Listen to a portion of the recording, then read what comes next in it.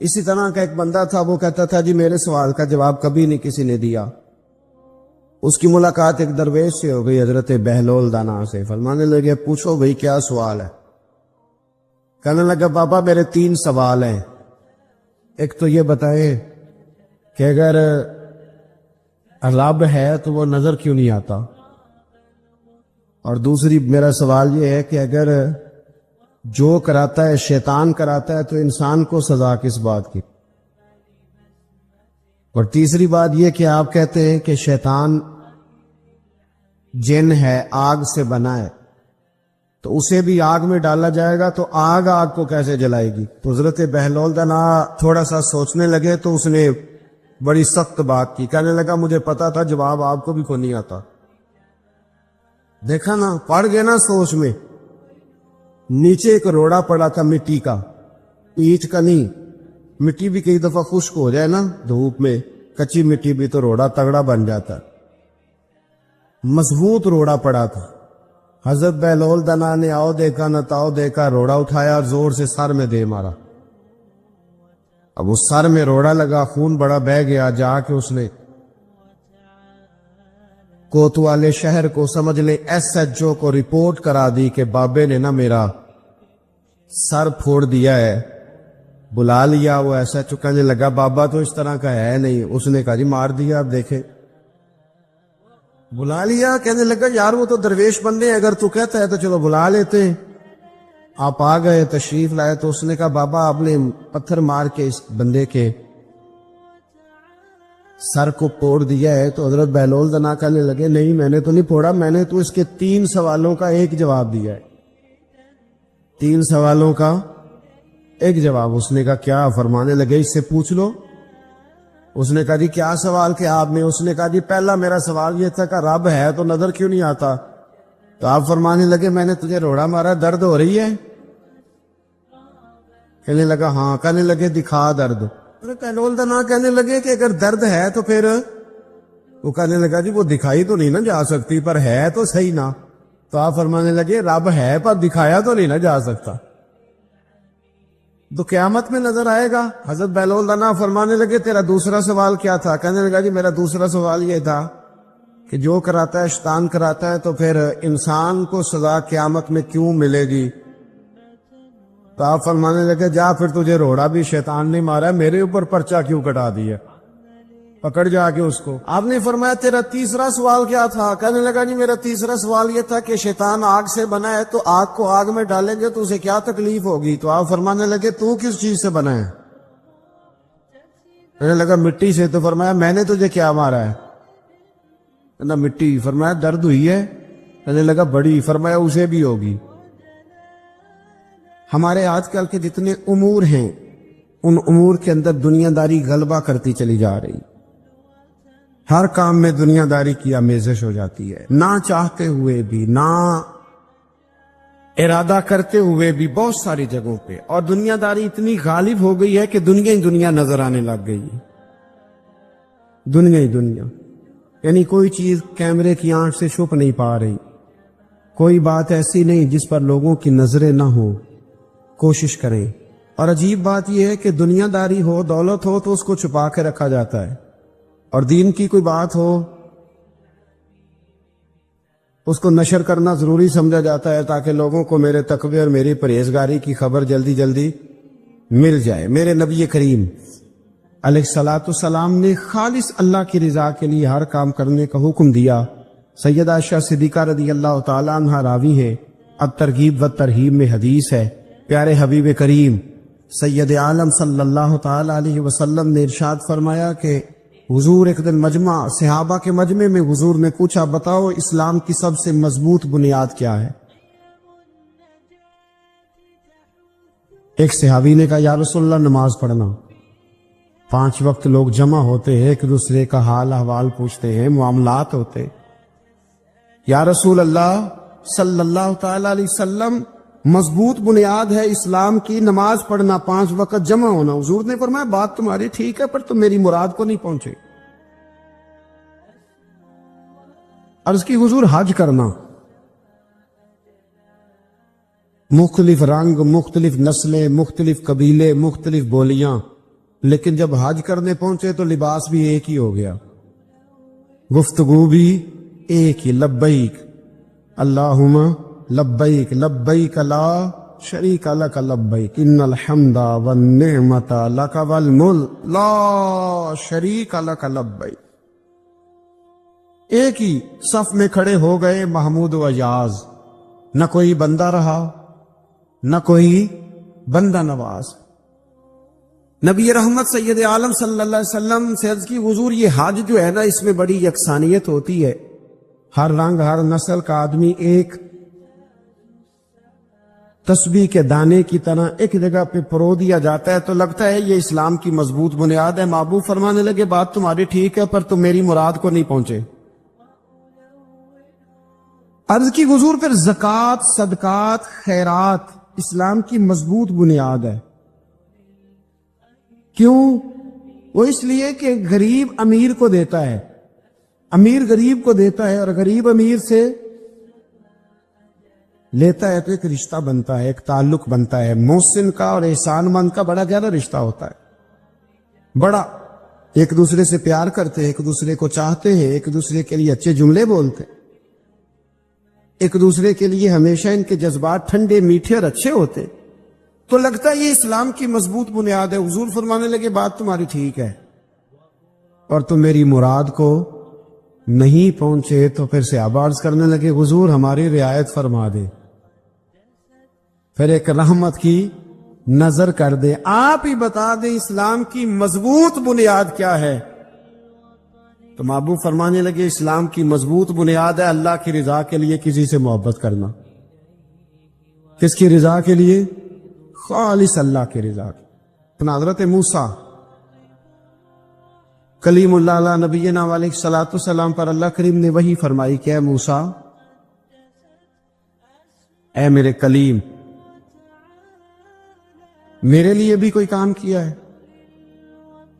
عرض کی اللہ میں نے نمازیں پڑھی، روزے رکھے، تبلیغ کی۔ فرمایا وہ تو آپ کی ذمہ داریاں تھیں، وہ تو آپ نے اپنے لیے کیا، میرے لیے بھی کچھ کیا ہے؟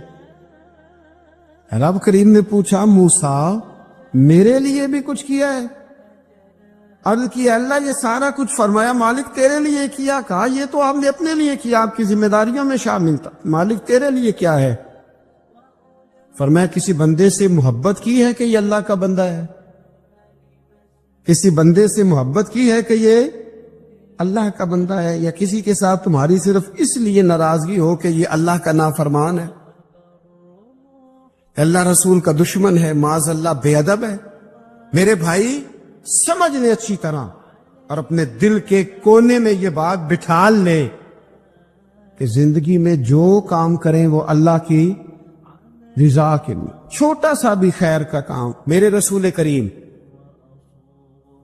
علیہ السلام کا جو سب سے پہلا فرمان ہے نا بخاری میں، وہ یہ ہے کہ انما الاعمال بالنیات، تیرے عمل کا دار و مدار تیری نیت پر ہے، تیرے ارادے پر ہے، بنیاد تمہاری نیت ہے۔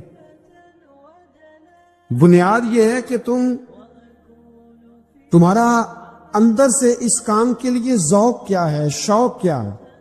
اگر وہ بنیاد مضبوط ہے تو پھر عمل کی جو آپ چھت ڈالیں گے وہ ساری چھت بھی مضبوط ہے، لیکن اگر ارادے کچے ہیں، کمزور ہیں، سازشیں ہیں، رنجشیں ہیں، اندر معاملات گڑبڑ ہیں، تو پھر کبھی دیواریں مضبوط ہو سکتی۔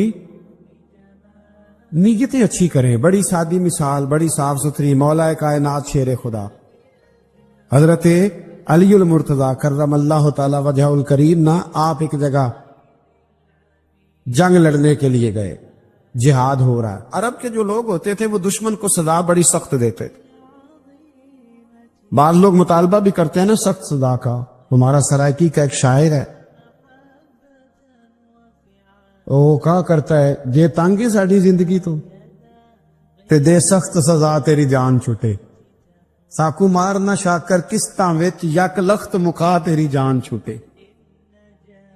عرب کے لوگ نا سخت سزا دیتے تھے، سخت، وہ اذیت دیتے، کبھی انگلی کاٹ دیتے، کبھی ہاتھ کاٹ دیتے، مختار سقفی نے جب امام علی مقام رضی اللہ تعالیٰ عنہ کے قاتلوں کو قتل کیا تو زیادہ تر کی گردنیں نہیں کاٹی تھی، بلکہ اس نے ہاتھ پیر کاٹ کے لوگوں کو جنگلوں میں پھینک دیا تھا، تڑپ تڑپ کے لوگ مر گئے۔ اسلام اس اذیت کا قائل ہے۔ اہل عرب اذیت دیتے تھے، بلکہ دشمن جب نڈھال ہو کے گر جاتا تھا نا تو اس پر گھوڑے دوڑا دیتے تھے، گھوڑے دوڑ جاتے تھے اس پر، لاشیں مسک کر دیتے، ناک کان آنکھیں نکال ڈالتے تھے، ٹکڑے کرتے تھے وجود کے، اذیت دیتے تھے۔ تو جب کوئی آدمی کسی کے نرگے میں آ جاتا تھا نا، قابو میں آتا تھا، تو اس کی خواہش ہوتی تھی کہ میں مارنے والے کو غصہ دلاؤں تاکہ مجھے جلدی مار دے، اذیت نہ دے، تکلیف نہ دے، مجھے جلدی مار ڈالے، جلدی قتل کر ڈالے۔ یہ ان کا مزاج ہوتا تھا، رویہ ہوتا تھا۔ حضرت مولا علی شیر خدا کرم اللہ تعالی وجہ الکریم دشمن پر غالب آ گئے۔ جب غالب ہوئے تو اس نے معاذ اللہ حضرت علی پر تھوک دیا۔ کافر تھا، اس کا ارادہ یہ تھا کہ میں حضرت علی کو غصہ دلاتا ہوں تاکہ یہ مجھے جلدی مار دے، لیکن اسے نہیں پتا تھا یہ علی ہے، اسے نہیں خبر تھی کہ یہ جو خمیر ہے نا، ان کی تربیت مدینے والے محبوب نے فرمائی ہے۔ یہاں جو چمک دمک ہے اس کا رنگ ساری دنیا سے نرالا ہے، انوکھا ہے، شاندار ہے، وزادار ہے، کمال ہے۔ کہا حضرت علی پر معاذ اللہ میں یہ کام کرتا ہوں تاکہ وہ جلدی قتل کر دیں گے، لیکن جب اس نے مولا علی کی طرف یہ نازیبا حرکت کی تو حضرت علی نہ تلوار چھوڑ کے پیچھے ہٹ گئے۔ توجہ کرنا، رزلٹ دیکھنا، مولا علی پیچھے ہٹ گئے اور فرمانے لگے جا تو آزاد ہے۔ وہ کہنے لگا میں آزاد ہوں، کس طرح، کیسے؟ تو حضرت علی فرمانے لگے میرا تیرا ذاتی جھگڑا تو کوئی نہیں نا، نہ تو نے میری زمین پہ قبضہ کیا، نہ میرا مال لوٹا، نہ میری عزت پر ہاتھ ڈالا۔ میرا تیرا جھگڑا اللہ کی رضا کے لیے، خالص اس لیے کہ تو اللہ کی نافرمانی کر رہا، خالصتاً اس لیے تیرا اور میرا یہ جھگڑا ہے۔ باقی جہاں تک تعلق اس بات کا ہے کہ اب تو نے میری ذات شامل کر دی،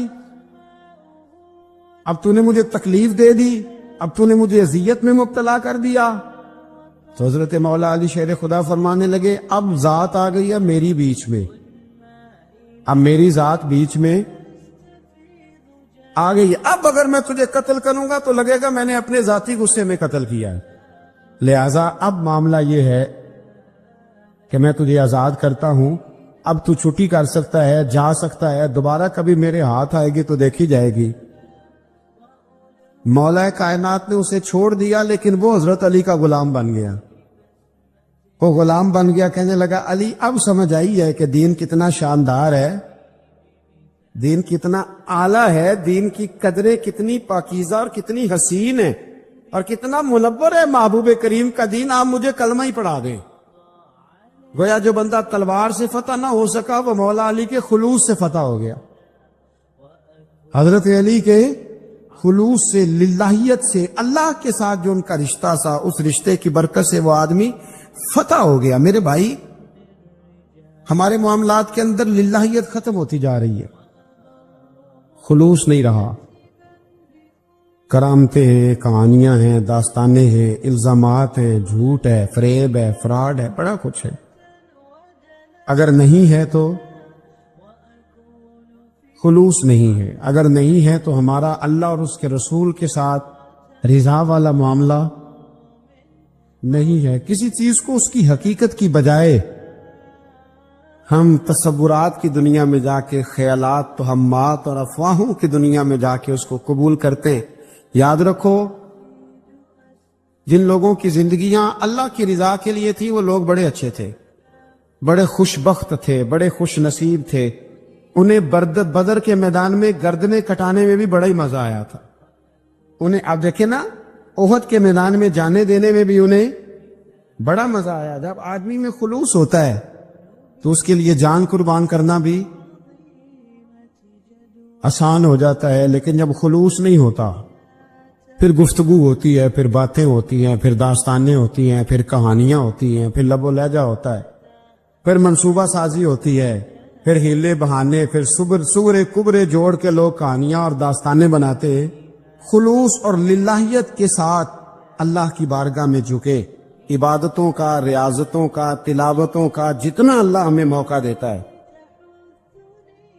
اس میں خلوص شامل کرنے کی کوشش کریں، للہیت شامل کرنے کی کوشش کریں، اللہ کی رضا شامل کرنے کی کوشش کریں۔ میرے نبی رحمت صلی اللہ تعالی علیہ وسلم نا حضرت معاذ ابن جبل کو جب یمن کے لیے روانہ کرنے لگے تو رسول پاک علیہ السلام نے بڑی نصیحتیں فرمائیں۔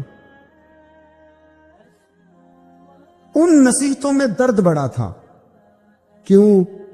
اس لیے کہ حضور نے انہیں بتلایا تھا کہ جب تم واپس آؤ گے تو میری تمہاری ملاقات نہیں ہوگی، تم میری قبر سے گزرو گے۔ اکھاں جدوں میٹیاں زمانہ مینوں روے گا، اپنا تے اپنا بیگانہ مینوں روے گا، جدوں نہ میں دسیا میں خاراں نوں میں خانے وچ، جام ٹوٹ جان گے تے میں خانہ مینوں روے گا۔ کئی لک لک رون گے تے کئی بک بک رون گے، گلیاں دا اجانا تے سیانا مینوں روے گا۔ اور کیا خوبصورت بات انہوں نے کہی تھی، مجھے بڑی پسند ہے، کہنے لگے بے قدراں کچھ قدر نہ جاتی، او کیتی خوب تسلی ہو، اے دنیا دار پجاری زر دے کتیاں دے گل ٹلی ہو۔ بک بک روسن اکھیاں تکیو ویک حویلی کلی ہو، تے کوچ نصیر اساں جدو کیتی پھر پہ جانی تھر تھلی ہو۔ کوچ نصیر اساں جدو کیتی پھر پہ جانی پھر کمال ہو جائے گی۔ بعد مرن دے مکھڑا میرا ہو جاوے جے تازہ، پھر سمجھ لینا محبوب میرے نے آن پڑے ہے جنازہ۔ حضرت معاذ ابن جبل رضی اللہ تعالیٰ عنہ سے حضور نے فرمایا، معاذ جب تم واپس گزرو گے نا تو میری قبر کے پاس سے گزرو گے، ملاقات نہیں ہوگی۔ تو وہ جو نصیحتیں تھی نا اس موقع پر،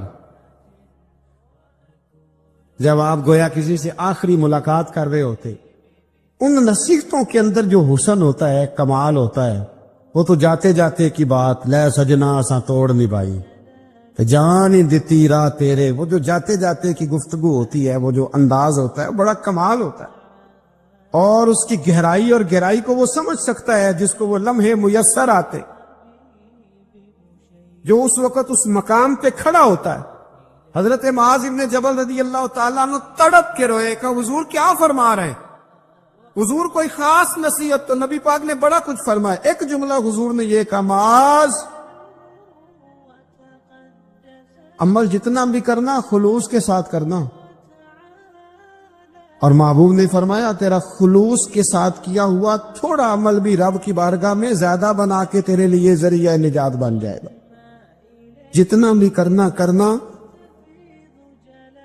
خلوص کے ساتھ کرنا، بولیے خلوص کے ساتھ کرنا، للہیت کے ساتھ کرنا، اس کے اندر کوئی کمزوری نہ آنے پائے، للہیت کے ساتھ، خلوص کے ساتھ، رواداری کے ساتھ، پیار کے ساتھ کرنا۔ میرے بھائیوں، یہ سمجھنے کا مقام ہوتا ہے کہ جب ہم اللہ اور اس کے رسول صلی اللہ علیہ وسلم کی رضا کے لیے کوئی عمل کرتے ہیں تو اس کا بھی ہمارے دل کو پتا ہوتا ہے۔ آپ فرماتا ہے اللہ ولی الذین آمنوا، اللہ مومنوں کا مددگار ہے، یخرجہم من الظلمات الی النور، وہ انہیں اندھیروں سے نکالتا ہے اور نور کی طرف روشنی عطا فرماتا ہے۔ اندھیروں سے نور کی طرف اللہ لاتا ہے۔ اللہ ولی، اللہ مومنوں کا ولی ہے، وہ انہیں اندھیروں سے نور کی طرف نکالتا ہے۔ ہدایت ہمیشہ اللہ کی طرف سے سمجھے، جب وہ نماز کی توفیق دیتا ہے تو اپنے فضل سے دیتا ہے، جب وہ ذکر کی توفیق دیتا ہے تو اپنے فضل سے۔ ہم سمجھتے ہیں ہو جی فلانا نہیں پڑھ رہا بڑا بیوقوف ہے، فلانا نہیں پڑھ رہا تو کیا اپنی عقل کے طور پہ پڑھ رہا؟ میں جی اللہ کے فضل سے 2 پارے پڑھتا ہوں تو کس پہ احسان کرتے تو 2 پارے پڑھ کے رویا کر کہ اگر مالک تو بڑا قریب نہیں۔ بڑے لوگ ہیں جن کو پورا قرآن حفظ ہے پر انہیں پڑھنے کی توفیق نہیں، تو انہیں فضل کیا اور مجھے توفیق دے دی ہے پڑھنے۔ رویا کر، پڑھ کے رویا کر، راتی ساری کر زاری، ਉਹ ਨੀਂਦ ਅੱਖਾਂ ਥੀ ਧੋਂਦੇ ਤੇ ਫਜਰੇ ਉਹੀ ਗੁਨਾਹਗਾਰ ਕਹਾਵਨ ਸਭ ਤੋਂ ਨੀਵੇਂ ਹੁੰਦੇ। ਮਿਹਰਬਾਨੀ करे, डरे, नेकी करे तो फिर डरे, फिर एहसास पैदा करे, फिर अपने अंदर वो कमजोरी लाए, कहे तौबा तौबा मुझे तो पता ही नहीं, तो जानता ही नहीं। हजरत सैयदना इमाम आजम अबू हनीफा रहमतुल्लाह ताला अलैह के साथ एक शख्स कहता मैंने नमाज पढ़ी, तो इशा की नमाज थी। ये जो लोग बड़े होते हैं ना